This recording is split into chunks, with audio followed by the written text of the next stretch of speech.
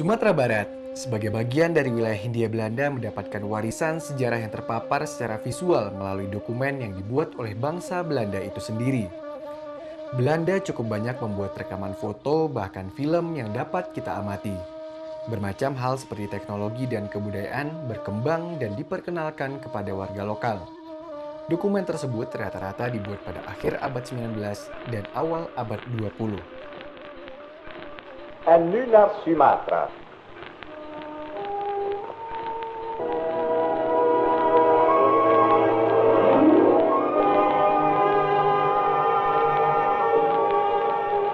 Indrukwekkend is daar al dadelijk het karbouwengat in de Patangse bovenlanden.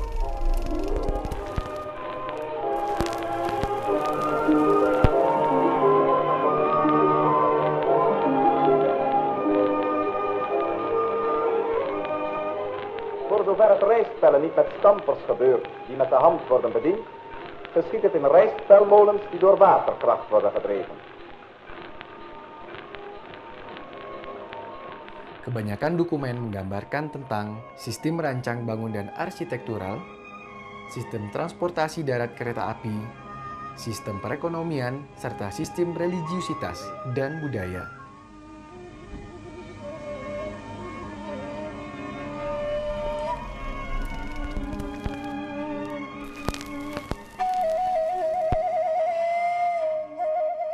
Sistem rancang bangun nampak pada dokumen-dokumen tentang bangunan. Sistem perekonomian terdokumentasikan dengan adanya pusat perekonomian pasar tradisional dan kawasan pecinan.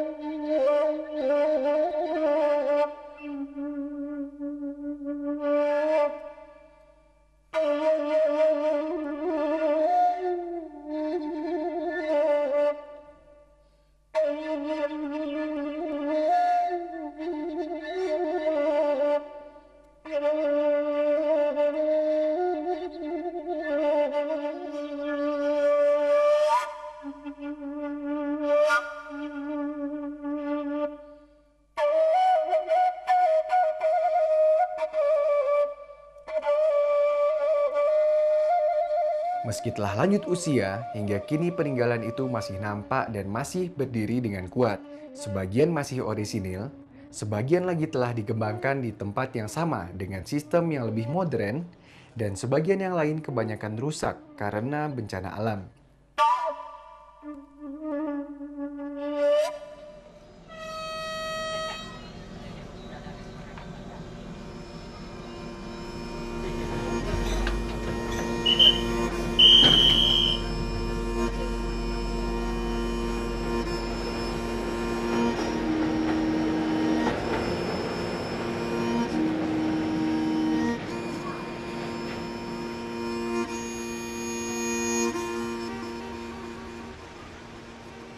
Satu hal yang menarik adalah tentang moda transportasi kereta api.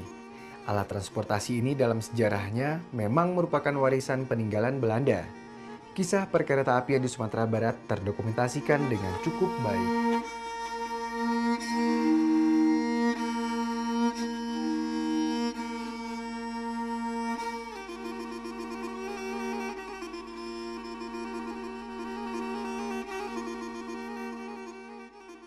Sejarah perkeretaapian di Sumatera Barat merupakan kelanjutan dari perkeretaapian di Jawa.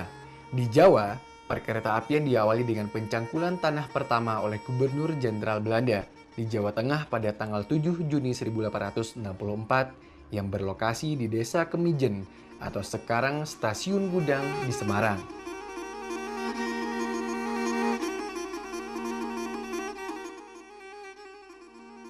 Perkeretaapian di Sumatera itu merupakan kelanjutan dari perkeretaapian di Pulau Jawa. Sedangkan perkeretaapian di Sumatera Barat atau disebut Sumatera West Coast berawal dari kebijakan ekonomi regional pemerintah kolonial Belanda di Sumatera Barat pada abad ke-19. Pembangunan kereta api dilakukan oleh pemerintah kolonial Belanda di Sumatera Barat itu merupakan dari kelanjutan dari tiga serangkai pembangunan yang dicanangkan oleh pemerintah kolonial Belanda. Pertama untuk pembangunan pelabuhan Teluk Bayur, yang kedua karena adanya tambang batu bara Ombilin, dan ketiga pembangunan jalur kereta api. Merupakan proyek tiga serangkai. Kalau salah satunya tidak dilaksanakan, maka pembangunannya akan batal.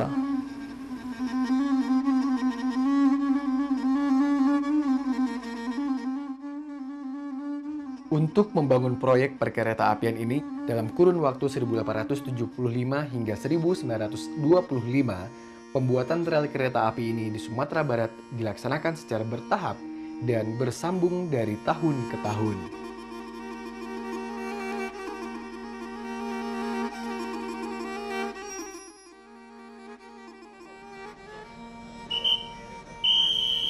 Membangun proyek perkereta-apian ini sampai tahun 1899, pemerintah kolonial Belanda telah mengeluarkan investasi hingga 35 juta gulden lebih sampai akhir pembangunannya tahun 1899. Dulu pembangunan kereta api itu dilakukan oleh masyarakat kita atau rakyat Sumatera Barat dengan kerja paksa.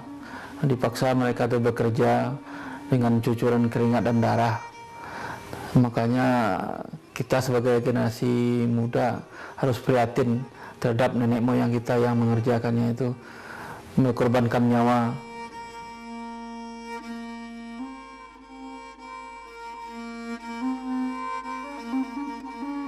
Itu jalur Pulau Air menuju Padang Panjang, Padang Panjang menuju Bukit Tinggi, Padang Panjang Solo, dan Solo Muara Kalaban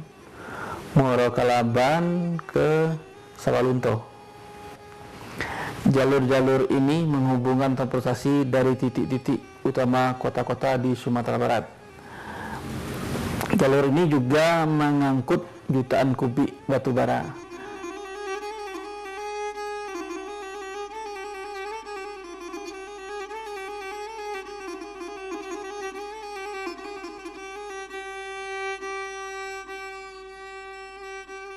Dengan terhubungnya jalur kereta api di beberapa tempat di Sumatera Barat, maka aktivitas kereta api semakin lama semakin nampak keberadaannya di Sumatera Barat.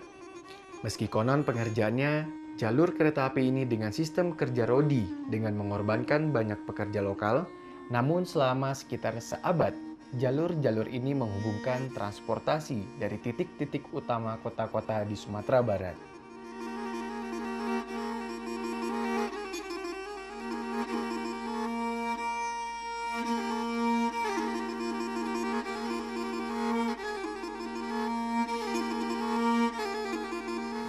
Pengangkutan batu bara itu karena produksi batu bara pada tahun 2000-an itu mulai berkurang, tepatnya pada tahun 2002 itu udah agak susah produksi batu bara, makanya untuk kereta api di akhir tahun 2002 itu dihentikan karena produksinya tidak mencukupi untuk diekspor dan untuk kebutuhan semen Padang.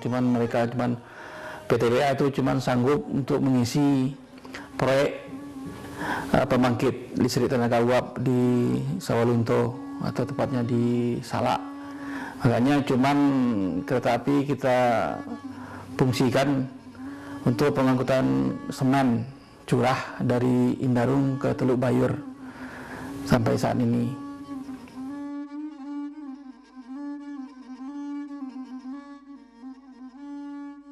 Kalau untuk saat ini perkereta-apian Sumatera Barat itu pengangkutan semen curah dari Teluk Bayur dari Indarung ke Teluk Bayur, dan juga ada untuk KA penumpang dari Padang ke Pariaman berjalan setiap hari, yaitu berjalannya 2 kali, pagi dan siang, kecuali pada hari Sabtu, Minggu atau libur nasional itu kita jalankan kereta api wisata dari Padang ke Pariaman.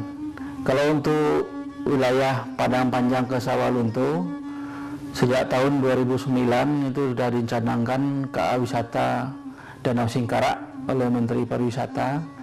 Itu cuman kita menjalankan KA Wisata itu 1 kali seminggu.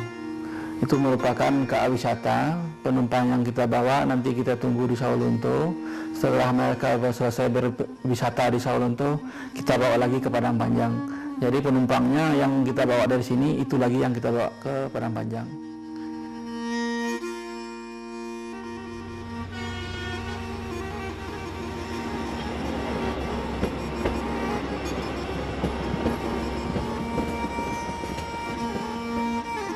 Usaha mendiversifikasi peran kereta api juga dirintis untuk mempertahankan eksistensinya dengan kereta api wisata yang melayani rute Padang Pariaman pada tahap awal dan jalur Padang Panjang Sawalunto pada tahap selanjutnya. Setiap sekali sepekan, dalam hari Minggu gerbong-gerbong wisata mengangkut penumpang pulang pergi dalam sekali trip.